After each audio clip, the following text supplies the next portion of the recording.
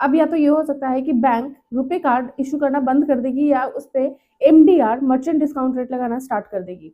इसकी वजह से मास्टर कार्ड और वीजा जैसे नेटवर्क कार्ड का जो है सो डिमांड बढ़ेगा।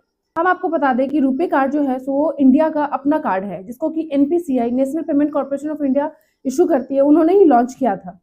आखिर ऐसा हो क्यों रहा है? बहुत सारे बैंकों ने रुपी डेबिट कार्ड या क्रेडिट कार्ड इशू करना बंद कर दिया है।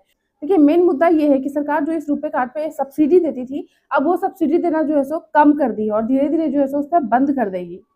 अभी आपको ये लग रहा होगा कि सरकार अगर सब्सिडी देना बंद कर देगी तो बैंक जो है सो रुपे कार्ड को इशू करना क्यों बंद करेगी? आइए जानते हैं इसके पीछे का रीज़न क्या है। देखिए, अगर हम लोग शॉपिंग करने जाते हैं तो वहाँ पे हम लोग डेबिट कार्ड और क्रेडिट कार्ड का यूज़ करके जो है सो पेमेंट करते हैं।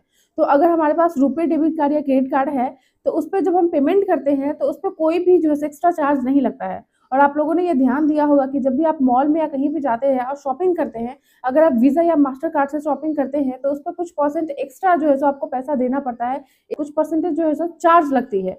शॉपकीपर ये कहता है कि अगर आप इस कार्ड से पेमेंट करेंगे तो इतना परसेंटेज जो है सो आपको एक्स्ट्रा पैसा देना पड़ेगा।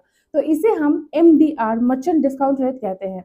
अब ये एमडीआर लगता क्यों है? देखिए, जो नेटवर्क कार्ड कंपनी है, जैसे मास्टर कार्ड हो गया, वीज़ा हो गया या फिर रुपे हो गया, रुपे तो अपना इंडिया का है, उसकी बात हम बाद में करेंगे। तो ये सब क्या करती है कि जैसे हमारा अकाउंट जो है सो एसबीआई में है, लेकिन हम जहाँ पे पेमेंट करने जा रहे हैं उसका जो वो पीओएस है, वो जो है सो आईसीआईसीआई बैंक का है। तो अब ये दोनों जो है सो आपस में कैसे पेमेंट करेंगे, तो उसमें कार्ड कंपनी जो है सो बहुत इंपॉर्टेंट रोल प्ले करती है।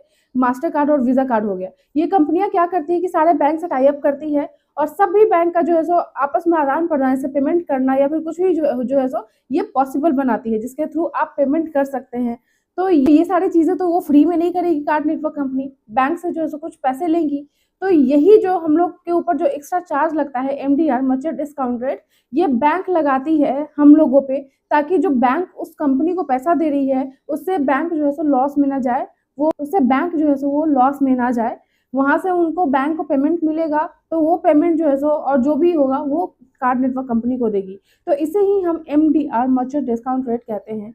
तो जो कि रुपे क्रेडिट कार्ड या डेबिट कार्ड से आप पेमेंट करते हैं शॉपिंग करने टाइम, तो इस पे एमडीआर नहीं लगता था। वो इसलिए नहीं लगता था कि सरकार इस पे सब्सिडी देती थी बैंक को, कि बैंक को जो है सो लॉस ना हो। तो ये सारे जो नुकसान होते थे, तो वो सरकार सहती थी, वो सरकार बियर करती थी, जो कि अब सरकार जो है सो उसके लिए रेडी नहीं है। सरकार का कहना है कि जितना हम सब्सिडी इस बैंक को देते हैं रुपे क्रेडिट कार्ड या डेबिट कार्ड पे, उस चीज़ को हम कहीं और इन्वेस्ट कर सकते हैं, उस पैसे को हम कहीं और इन्वेस्ट कर सकते हैं।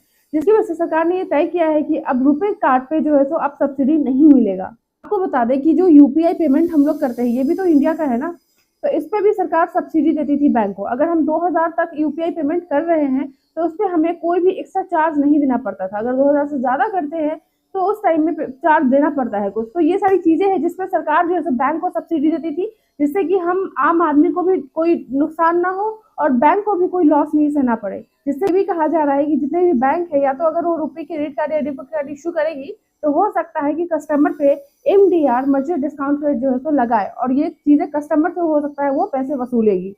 तो ये सारा मुद्दा था, जिससे कि अब कहा जा रहा है कि हो सकता है कि फ्यूचर में रुपे कार्ड इशू करना बैंक जो है सो बंद कर देगी, क्योंकि बहुत सारे बैंकों ने जो है सो इशू करना बंद कर दिया है। वो अपने कस्टमर को या तो मास्टर कार्ड या फिर वीज़ा जो है सो दे रहा है।